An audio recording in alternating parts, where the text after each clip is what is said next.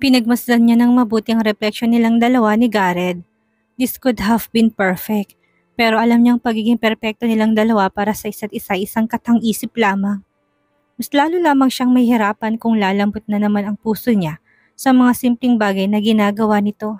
Nang matapos nitong i-blower ang kanyang buhok ay sumulyap ito sa salamin. Dahilan para magtamang tingin nila. Thank you, mababa ang boses na sabi niya. Nasa likod niyang lalaki at ramdam niyang init na galing sa katawan nito. Kaya nang yumuko ito para bumulong ay nanindig agad ang balahibo niya. Tinukod nitong isang kamay sa mesa para suportahan ang sarili at mas lalo pang lumapit. How do you think me again? Nanunukso nitong tanong na natilang tingin nito sa kanya dahilan para magbara ang lalamunan niya. Bahagyang lumaki ang kanyang mga mata dahil sa sinabi nito. Dati ay sa pamamagitan ng halik at pagsiping niya nagpapasalamat ito pero ngayon hindi niya na yun magagawa. What is wrong with this man? We're about to get a divorce. Nang mapagmasdan ni Gareth ang kanyang reaksyon, ay mas lalo lamang niyang tinitigan ang refleksyon nito. Magandang mga mata nito at matangos ang ilong at kulay rosas ang pisngi at labi nito. Nakakahalina yung halikan at waribang nanunukso palagi sa tuwing ngumingiti sa Alexandra. Kaya hindi na nakapagtataka na marami ang mahuhumaling kay Alexandra. Saglit siyang nakaramdam ng pagkayamot. Unti-unti niyang inangat ang kaninang nakatukod na kamay para abutin ang pisngi ng babae. Nilingon niya ito at mariin na tinitigan ng babae. I hate the thought of you being looked at. Are you looking at others? Nanatilang tingin ni Alexandra sa salamin pero nakita niya seryoso mukha ni Gareth sa refleksyon. Napatulala siya sa lalaki. Hindi niya maintindihan ang ibig sabihin nito. Saglit na napabuntong hiningang lalaki kaya tumama sa kanyang pisngang mainit nitong hininga. I might lose control of myself, Alexandra. Napapaos ang boses nito. Alam ni Gareth ang pagiging inosente ni Alexandra kaya hindi nito alam kung gaano kahirap ang pagpipigil ng isang lalaki. Nang makitang pagbaba ng mukha ni Gareth palapit sa kanya, ay tila nawawala siya sa kanyang sarili. Ibinaling niya ang kanyang mukha sa ibang direksyon upang maiwasan ito. Ngunit hinawakan ng lalaki ang magkabila niyang balikat sa mababang boses ay bumulong. Don't move. Ilang pulgada na lamang ang layo ng kanilang mga labi at mariin pang pagkakatitik sa kanya ni Gareth. Dahilan para mag-umalpas na namang muli ang kanyang dibdib. Nanginginig ang kanyang mga labi at konti na lamang ay pipikit na niya ang kanyang mga mata. Ngunit mas lalo lamang siyang nabigla nang patakan ng halik ni Gareth ang kanyang noo. Nagtagal ang labi nito, tila minamarkahan siya bilang pagmamay-ari ng lalaki. Umawang ang kanyang labi at biglang parang piniga ang kanyang puso. Unti-unti itong lumayo at marahang kinurot ang namumula niyang mukha. Might consider this as a punishment. Seryosong tono ng boses nito. Naguguluhan siya sa ikinikilos nito. Nag-iwas siya ng tingin. Sa likod ng kanyang isipan ay nadidisma siya sa kanyang sarili. Dapat ay pinapanatili niyang galit sa kanyang puso. Hindi ganitong nadadala siya sa mga halik at malalamig na salita. Nabasag ang katahimikan ng magring ang phone ni Gareth. Lumayo ang lalaki sa kanya at inabot ang cellphone nito. Biglay naramdaman ni Alexandra ang bigat ng realidad. Sinundan niya ng tingin si Gareth at nakitang dala na nito ang phone patungo sa balkonahe. Ilang sandali lang doon ang lalaki nang bumalik ito sa loob ng kwarto. Ngunit naabot na nito ang sleeve na hinubad. Habang inaayos nito ang damit ay dahan-dahang naglakad papunta sa kama si Alexandra. Pilit na iniignora ang lalaki. Alam niyang aalis ito. Nang mahiga siya ay kagad niyang tinabunan ng makapal na kumot ang kanyang katawan hanggang sa may leeg. Tumalikod din siya sa lalaki para hindi na ito makita. Pakisara na lang ang pinto pagkaalis mo. Walang emosyon niyang saad. Tuluyan na nitong naisuot ang long sleeve. Have a good rest. Inabot ni Gareth ang kanyang coat at naglakad papunta sa pinto. Muli pa niya sinulyapan si Alexandra. Bago tuluyang sinara yon, biglang bumaba ang temperatur ng lalaki sa pag-alis ni Gareth. Ramdam ni Alexandra nakaalis na ito ng tuluyan. Maria ipinikit ang mga mata upang pigilan ang mga namumuong luha sa gilid noon. Parang may bitak sa puso ni Alexandra kung saan umuusbong isang halamang matinik. Tinutusok nito ang kanyang puso dahilan para mahirapan siyang huminga. May pakiramdam siyang si Natalie ang nakausap nito. At alam niyang tanging si Natalie lamang ang babaeng minahal ni Gareth sa tanang buhay nito. Anong laban niya doon? Hinaplos niya ang kanyang tiyan, ang bata sa kanyang sinapupunan. Napailing siya sa kanyang sarili. Masyado siyang makasarili para gamitin ang supling upang masabi lang na may laban siya sa babaeng minamahal ni Gareth. Bumangon siya sa kama at inabot ang kanyang bag. Naroon ang pregnancy test form. Mapait siyang napangiti. Ngayon ay nakaramdam siya ng kaunting galak na hindi niya sinabi kay Garrett ang kanyang pagbubuntis. Pinunit niya ang form at hindi maramdamang basa ang kanyang pisngi dahil sa luhang hindi niya namalayan. Marahas niya yung pinunasan. Mas mabuti nang hindi malaman ni Garrett ang pagbubuntis ko. Bulong ng kanyang isipan. Sa pribadong ospital, tumuloy si Garrett. Nakatayo siya sa tapat ng bintana habang pinagmamasdan ng buwan sa kalangitan. Garrett, nanghihinang tawag ni Natalie. Nilingon niya ito at nakitang gising na sa wakas ang babae. Naglakad siya palapit dito. "You're finally awake," aniya sa banayad na boses. Kahit pa mukhang nanghihina si Natalie ay kapansin-pansin pa rin ang pagiging maganda nito. Nakasuot ang babae ng hospital gown pero elegante at kaaya-aya pa rin ito kung kumilos. "Well, I've caused you trouble again," nahiya nitong sagot. "I guess I'm really like this. I've been so worried about small problems that I have to call you for help." Nang sabihin niyo ni Natalie ay tila nag-init ang kanyang puso. Ngayon na pinuntahan siya ng lalaki, pakiramdam niya kahit paano importante pa rin siya para dito. "It's okay." Malamig ang pagkakasabi ni Garrett. Wala rin gaanong emosyon sa mukha ng lalaki. "Do you want something to eat? Pwede ko sabihan si Christian para bilhin niya." Umiling si Natalie. "Ayokong kumain." Sinubukan niyang itagilid ang katawan para maharap ng maayos si Garrett. "Nasaan ka ba kanina? Baka naging istorbo pa ako sa trabaho mo." "No, huwag kang mag-alala about it." Kalmadong sagot ni Garrett. Tinaas ng lalaking kamay at tinignan ng oras. "It's very late. You should try to sleep again and get some good rest." Ngunit bumangon ng dahan-dahan si Natalie at inabot ang isang kamay ni Garrett. "I get some sleep. Just don't leave me tonight, okay?" Mahinang boses nito at kung titingnan ay nakakaawa. Nagbaba ng tingin si Garrett sa kamay nitong nakahawak sa kanyang kamay. "Ay, just tonight, please. I'm scared." Bumaba pa lalong kamay ni Natalie hanggang sa mahawakan na lamang nito ang daliri ni Garrett. Dahil sa ginawa nito wala na sa sarili na paatras ang lalaki. May kung anong mali sa kanyang pakiramdam dahil sa haplos nito. Hindi dahil sa paglayo ni Garrett na iwan sa ere ang kamay ni Natalie. Nang pagmasdan niyang lalaki, malamig ang tingin nito dahilan para balutin siya ng hiya. Dahan-dahan niyang ibinalik ang kanyang mga kamay sa gilid ng kamat parang piniga ang kanyang puso. "Do you hate me, Garrett?" Nasasaktan itong tanong. Kumunot ang noo ni Garrett. It was just my subconscious that tells me to step away. But now, seeing her hearting, it feels wrong. Namumulang mga mata ni Natalie ng pagmasdan niya yon. Kaunti na lamang ay maiiyak na ng tuluyan. "No, don't think too much." Kaswal niyang sagot, "But I feel like I'm already a burden to you." At ang nagbabadya nitong luhay tuluyang pumatak, inabot ni Garrett ang tisyong nakapatong sa side table. Ngunit tayo itong tanggapin ni Natalie. "I shouldn't have come back." Mababang boses nito at pinipilit na pigilan ng paghikbi. "Don't say that, Natalie." Naupo siya sa gilid ng kama at siya na lamang ang nagpunas sa luha ng babae. Alam niyang mas lalong nagiging emotional si Natalie kapag may sakit ito. "But there's no one who cares for me." Tinignan niya ito sa mata. Namumunga yun at may konting luha pa. Namayan yung pagkabigo sa mga mata nito kaya umiling siya. "I always care for you and I always take care for you." Unti-unting lumamlam ang mga mata at pinunasan ng mga luha sa gilid ng mata. Pinilit itong ngumiti. "Nagpapasalamat ako, Garrett. Alam na sa mga oras na tulad dito kapag naramdaman kong nag-iisa, palagi kang nandyan. Alam mo kung gaano kita kailangan." Inabot ni Natalie ang kanyang kamay at mahigpit nitong hinawakan yon. Upang hindi na muling magdamdam ang babae, hinayaan niya ito. Pumikit ulit ito kaya naman nanatili siya sa tabi ng babae. Hawak pa rin itong kanyang mga kamay hanggang sa lumalim ang paghinga nito. Dahan-dahan niyang kinalas ang kamay ng babae at pinagmasdan ng payapa nitong mukha. Tumayo siya pagkaraan ng masiguradong mahimbing na ang tulog nito. Ngunit nang may sarado ni Garrett ang pinto ng pagkaalis nito ay namumula naman ang mga mata ni Natalie. Nagpanggap lang pala itong natutulog na. Sinulipan niya ang pinto kung saan umalis ang lalaki. Hindi siya nagkakamaling may kakaiba sa amoy ni Garrett. Kahit pa hindi niya yun maamoy ng husto, alam niyang pabangoy ng babae. Kumakapit ang amoy na yon sa katawan ni Garrett. Kumunot ang kanyang noo. Walang ibang babaeng umaaligid kay Garrett kung hindi si Alexandra. Kinuyom niya ang kanyang mga kamay. "She always took advantage of my man." Himutok niya.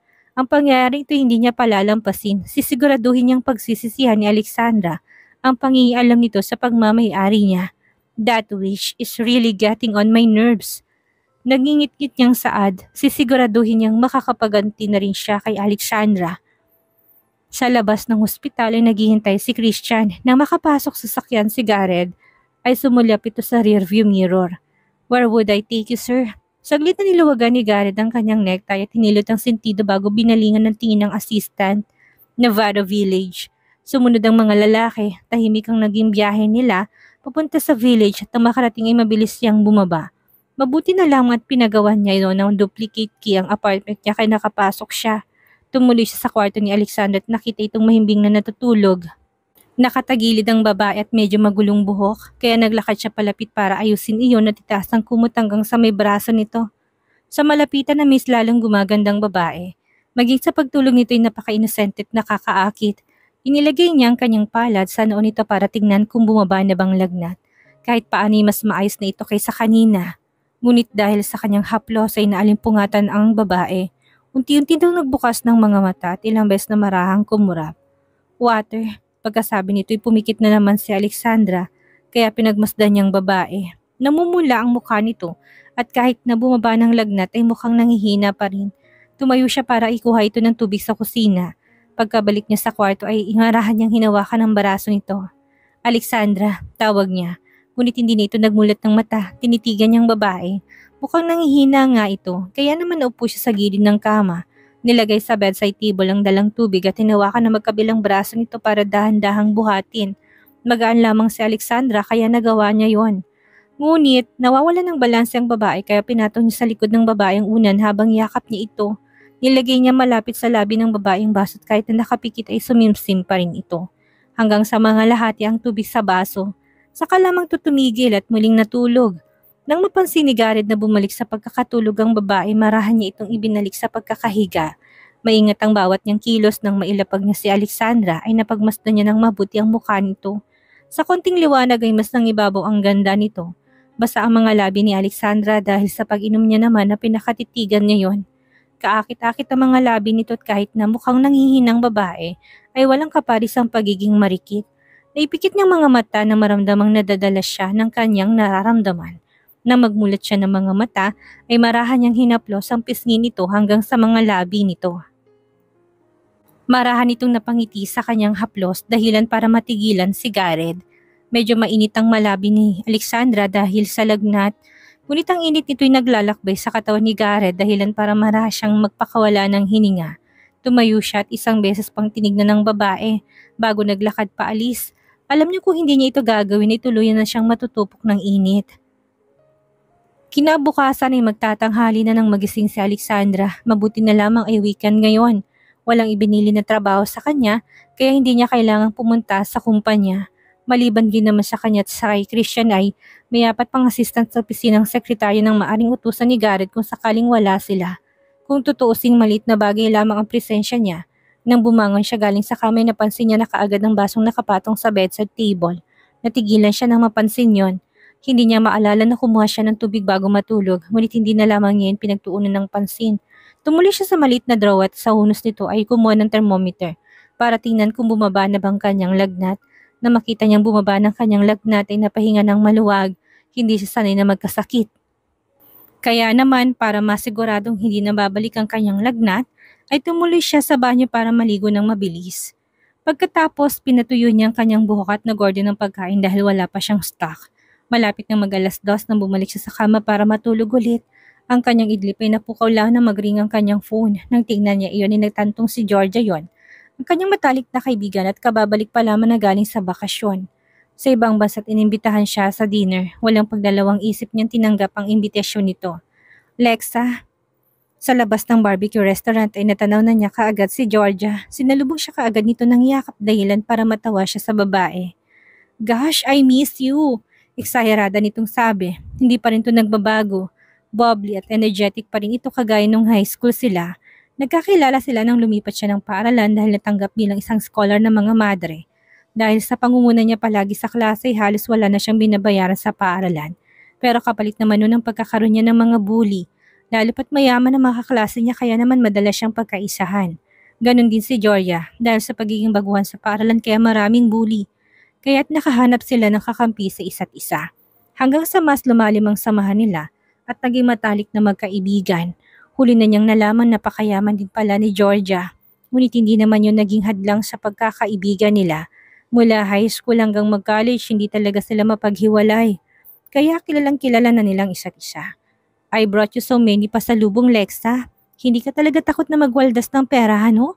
Umirap to sa hangin. Minsan lang naman, napailing na lamang siya sa babae. Oh, by the way, bumaling si Joria sa kasamang lalaki at tinila to palapit. This is Thunder, my boyfriend. Pakilala ni Joria. Tinasan niya ng kilay ang babae. Pila naman itong umiti sa kanya at kumindat pa. Alam niyang maliban sa pagiging malukit ni Georgia, ay papalit-palit nito ng boyfriend. Halos hindi na niya matandaan ang mga pangalan at mukha ng mga naging ex-boyfriend nito dahil halos buwan-buwan ay bago-bago namang pinapakilala. Kaya naman sumasakit lang ang ulo niya sa pagiging pasaway ni Georgia. Hi, you must be Alexandra. Nilahad ng lalaki ang kanyang kamay. Para namang nahiyang tinanggap yun ni Alexandra para makipagkamay. Yeah, palagi ka sa akin na ikakwento ni Georgia. Totoo ngang napakaganda mo, ani ni Thunder. Napaka-uncomfortable ng paghawak ng lalaki sa kanyang kamay kaya babawiin na niya na sana yon nang haplusin nitong kanyang daliri dahilan para prasahan niyang bawiin ang palad ng lalaki. Ngumiti pa ito sa kanya na naging dahilan para kilabutan si Alexandra. Sinulyo pa niya ng tingin ng kaibigan na mukhang hindi napansin ang ginawa ng lalaki. Nang balikan niya ng tingin si Thunder ay nakahawak na ito sa bewang ni Georgia at tila walang kalokohang ginawa. Let's go? Pukaw sa kanya ng kaibigan. Marahan siyang tumango at dalawa papasok ng restaurant. Samantalang nakabuntot lamang siya. Nang makaupo ng pang-apatang mesa ay mabilis silang binigyan ng menu. Nang makapili sila sa pagkain ay nagsimula na magkwento si Georgia tungkol sa naging bakasyon niya. Kung sana sumama ka sa akin, I'm sure you're gonna enjoy Paris. Binaba ng waiter ng kanyang pagkain. Alam mo naman na may trabaho ako. Isa pa yan eh. I ask you to become my personal assistant na lang. Para kung ganito gusto kong mag-abroad ay may isasama kita. We can have our VK. You can enjoy your vacation. Sisweldohan pa kita. Napailing siya. That's too tempting, Gia. Biro niya. Too tempting? Hindi ka naman pumayag dati. Nagtrabaho ka pa rin sa kumpanya ni Gareth. Natigilan siya dahil sa pagbanggit nito sa pangalan ng kanyang asawa. Napatulala siya sa babae. Totoo naman ang sinabi nito kahit pa na mas magandang maging offer ni Georgia sa kanya, ay kay Gareth pa rin siya nagtatrabaho. Dahil yun din naman ang gusto ni Gareth. Si Gareth, palagi naman siyang sinusunod niya. Oh, excuse me. Singit ni Thunder nang mag-ring ang phone nito. Yes, go ahead. Sagot ni Gia, tumayong lalaki dahilan para maiwan silang dalawa na kaibigan. Lexa, pukaw nito nang mapansin ang pagiging tahimik niya. Are you okay? Napatingin siya sa babae at nakitang pag-alala sa mga mata nito. Kinunatan niya itong pilit na pinagtatakpan ng katotohanan. Of course, mukhang natigilan ka sa pagbanggit ko kay Gareth. I'm sorry, dagdag nito. Alam ni Georgia ang totoong nangyayari sa kanila ni Gareth dahil hindi niya na rin naman maitatahagong bagay na yon sa kanyang kaibigan. Lubos niya itong pinagkakatiwalaan kaya maging ang sekretong kasal ay inamin niya dito. Mayaman si Gia, galing sa upper class ang kanyang pamilya at kilala sila sa larangan ng pagnenegosyo. Kaya alam niyang mas kilala nito si Natalie na galing rin ng mayamang pamilya. Gusto niya na sanang sabihin ng bagay na yun sa kabila ng maramdaman niyang tila umakyat ang asido sa kanyang lalamunan at nakaramdam ng pagduduwal. Are you okay, Lexa? Excuse me, agad siyang tumayot naglakad papunta sa isang pasilyo. Papunta sa mas pribadong comfort room dahil ayaw niyang doon na main comfort room ang restaurant siya dumiretso. Baka mamaya makita siya ni Georgia at magsuspecha to. Ayaw niyang malaman itong pagbubuntis niya. Ilang minuto rin ang itinagal niya sa comfort room dahil sa pagduduwal. Nang matapos siya kaagad niyang inalinis ang sarili. Putlang-putla ang kanyang mukha kaya nilabas ng compact powder at nilipstick upang masiguradong hindi mapapansin ni Gia ang pamumutla niya. Napakamitikulosa pa naman ng kanyang kaibigan kahit na maliit na bagay ay napupuna. Nang makalabas siya ng comfort room ay natigilan siya na makitang isang pamilyar na lalaki malapit sa lababo. May kausap ito sa telepono habang naghuhugas ng kamay. Like I told you, dude. I'd definitely be able to get it tonight. Kung hindi talagang lalasingin ko na, shit, ang tagal ko nang nagpipigil dahil sa pagpapakipot ni Georgia. Kung hindi ko makukuha ngayon sa maayos na usapan, idadaan ko sa sapilitan. Natawa ang lalaki pagkatapos yung sabihin. Natigilan ng tuluyan si Alexandra, sigurado siyang si Thunder yon, lalo pat nabanggit ang pangalan ng kanyang kaibigan. Oh shoot, I even met her best friend, si Alexandra. That woman is 5 out of 5, dude. Maganda, sexy at mukhang masarap sa kama. Humalakak ito. Kung papayag nga si Georgia ay dalawa silang sasama ko. Napasipol ito. Just think about the photos and videos we can get. Agad na uminit ang ulo ni Alexander sa kahayupan ng lalaki. Tama talagang kutob niya. Manyak ang lalaking to. Kinayom niyang kanyang kamao. Alam niyang mahilig maglaro ni Georgia pero hindi nito deserve ang isang kagaya ni Thunder na purong kahayupan na nasa isip. Saktong tapos ng tawag na humarap sa direksyon niya si Thunder, muntik pa niya itong mabunggo na makita siya nito at ngising aso pa ang lalaki. Hindi man lang nahiya sa mga pinagsasabi nito. Alexandra, what are you doing here? Ngiti nito sa kanya, pinagtaasan niya ng kilay ang lalaki. Nasar siya sa ngiti nito, halatang hindi pantay-pantay ang ngipin ngunit gwapong-gwapo sa sarili. Oh, narinig mo bang sinabi ko? Dagdag nito nang mapansin ng galit sa kanyang mukha. Come on, I was just talking to my friend casually, babe.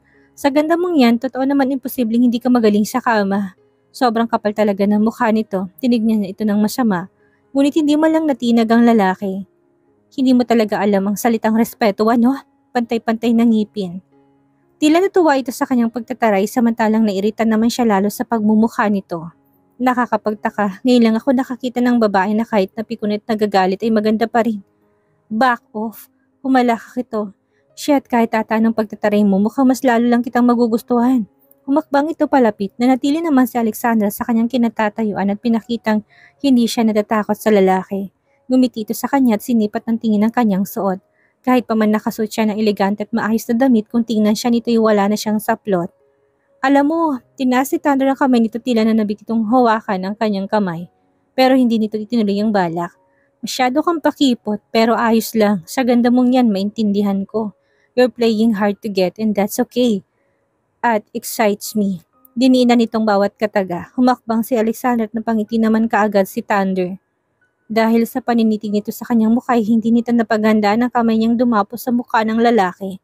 Napabaling sa kabilang direksyon si Thunder dahil sa lakas ng sampal niya. That's for Gia, Anya. She doesn't deserve a shit like you. Nilagpasan niyang lalaki pero mabilis itong nahawakan ng kanyang pulsuhan para pigilan siya sa pag-alis. Peace off. Pagkatapos mo ko sampalin, tingin mo hayaan na lang katang umalis.